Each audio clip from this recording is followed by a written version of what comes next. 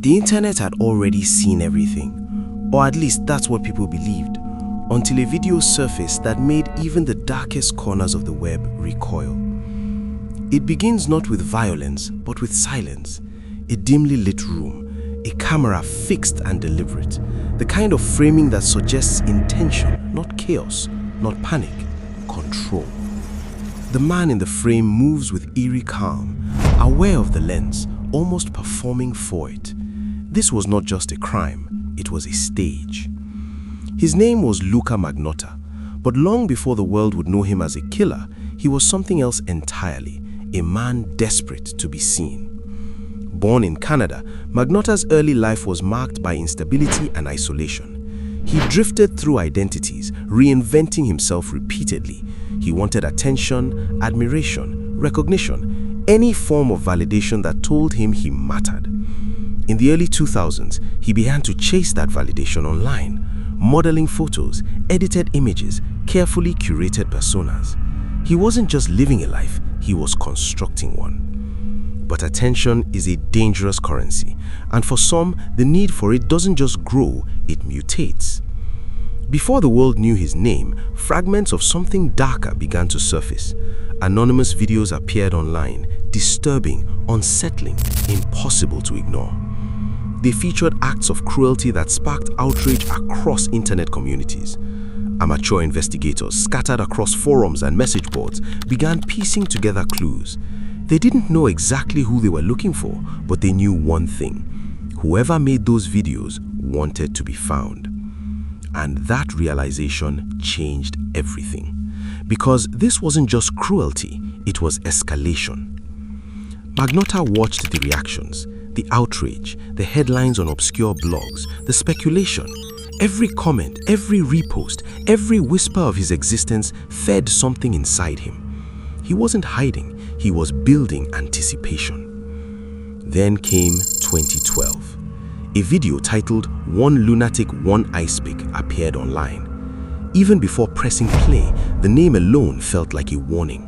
But curiosity and horror pulled people in.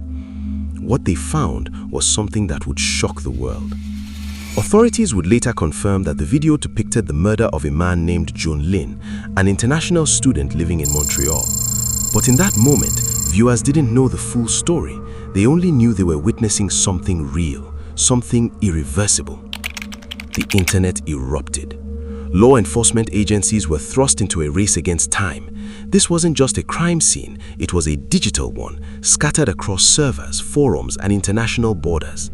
The killer had left breadcrumbs, but they were buried in layers of anonymity, misdirection, and performance.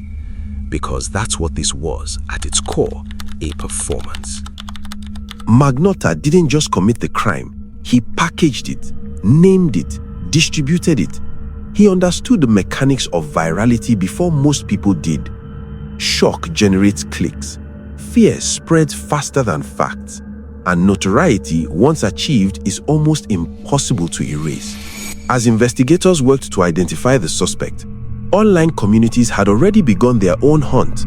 Strangers from around the world collaborated, analyzing every frame, every reflection, every background detail.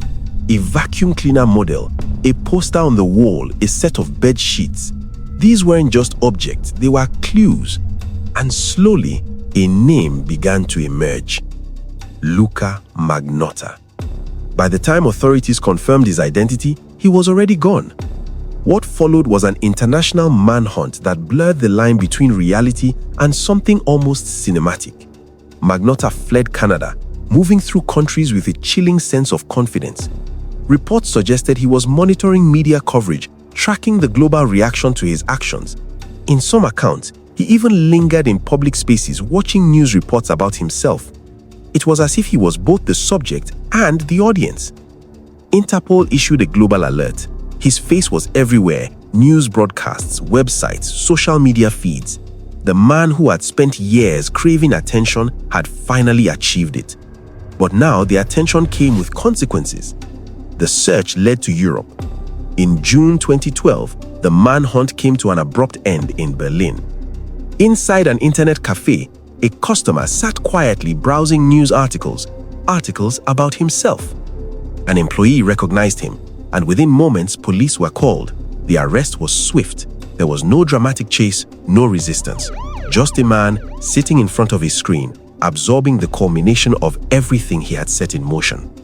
Berlin became the place where the performance ended and reality closed in. But the story didn't stop there. Back in Canada, the trial of Luka Magnotta would become a spectacle in its own right. The courtroom transformed into another stage, one where narratives collided. Prosecutors painted a picture of calculated brutality, a man who meticulously planned his crime and reveled in the attention it brought. The defense, however, argued something else entirely, that Magnotta was deeply disturbed, detached from reality, driven by delusions. At the center of it all was a question that lingered far beyond the courtroom walls. Was this pure evil or something more complicated? The trial revealed unsettling details, evidence of planning, digital footprints that traced his movements and intentions, but also glimpses into a fractured psyche, a man who blurred fantasy and reality until they became indistinguishable. In the end, the verdict was clear: guilty. Luka Magnotta was sentenced to life in prison with no chance of parole for decades. The legal system had delivered its judgment. The manhunt was over, the case was closed, but the impact remained. Because this wasn't just a crime, it was a reflection of something deeper. A world where attention can be manufactured, where identity can be curated, where the line between reality and performance can dissolve entirely.